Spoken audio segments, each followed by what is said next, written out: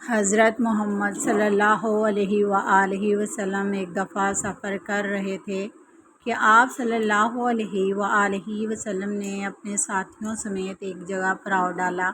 اس علاقے میں ایک عورت تھی جس نے سارے لشکر کے لیے روٹیاں تیار کیں۔ جب وہ فارغ ہوئی تو اس نے صحابہ کرام سے عرض کیا کہ میں آقا حضرت محمد صلی اللہ علیہ وآلہ وسلم سے ملنا چاہتی ہوں۔ صحابہ کرام رضی اللہ تعالیٰ عنہ اس عورت کو آپ صلی اللہ علیہ وآلہ وسلم کے پاس لے گئے۔ جب یہ عورت حضرت محمد صلی اللہ علیہ وآلہ وسلم کے پاس گئی تو اس نے عرض کیا، یا رسول اللہ صلی اللہ علیہ وآلہ وسلم، میرا ایک بچہ ہے۔ میں جب بھی تنور پر روٹیاں تیار کرتی ہوں تو میرا بچہ میرے پاس آ جاتا ہے۔ میں اپنے بچے کو تنور کے پاس نہیں آنے دیتی کہ میرے بچے کو آگ کی گرم ہوا نہ لگ جائے، کیونکہ میں ماں ہوں۔ ماں کا دل بہت ہی نرم اور نازک ہوتا ہے، وہ اپنی پیدا کی ہوئی اولاد کو کس طرح سے مشکل میں دیکھ سکتی ہے۔ میں نے سنا ہے کہ اللہ تعالیٰ 70 ماؤں سے زیادہ پیار کرتا ہے۔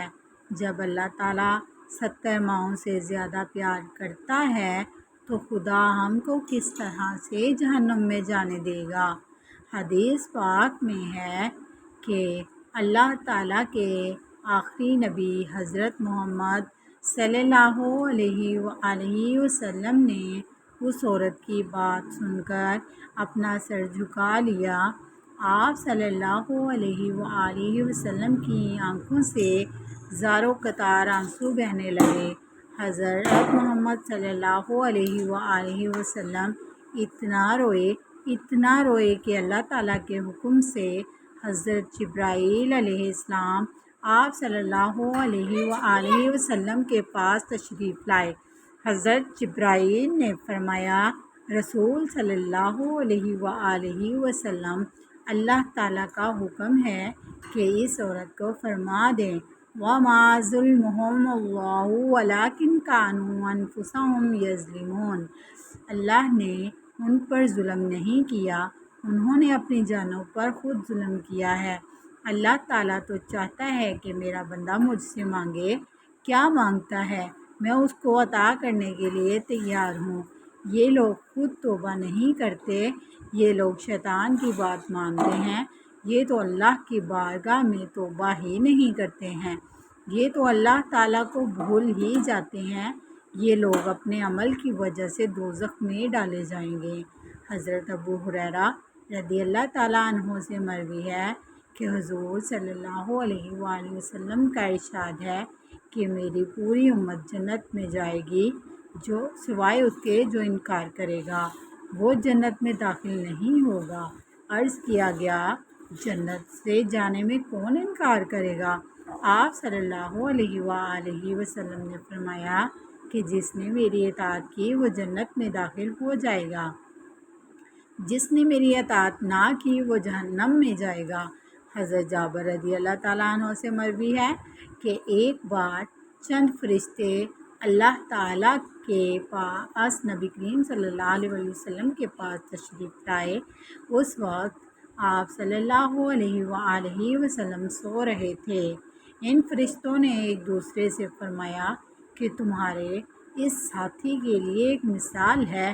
ان میں سے کچھ فرشتوں نے اپنی رائے دی کہ یہ سو رہے ہیں، کچھ نے یہ کہا کہ ان کی آنکھیں سوتی ہیں اور ان کا دل جاگتا رہتا ہے۔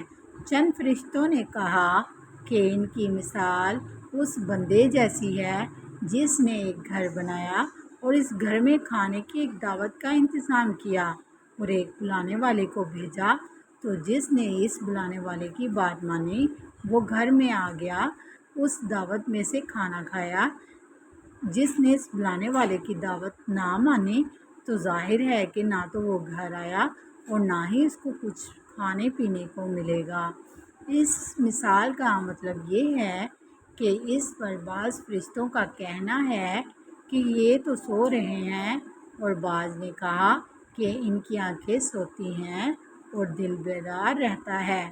تب فرشتوں نے یہ مطلب بیان کیا کہ وہ گھر جنت ہے اور بلانے والے آپ صلی اللہ علیہ وآلہ وسلم ہیں۔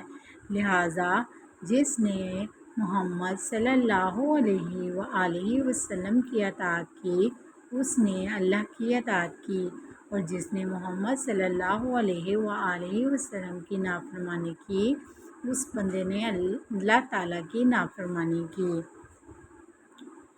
اور حضور صلی اللہ علیہ وآلہ وسلم کی وجہ سے لوگوں کی دو قسمیں ہو گئیں، جس نے آپ کی مانی اس نے اللہ کی مانی اور جنت میں جائے گا، اور جس نے آپ صلی اللہ علیہ وآلہ وسلم کی نہ مانی اس نے اللہ کی نہ مانی اور وہ جنت میں نہیں جائے گا۔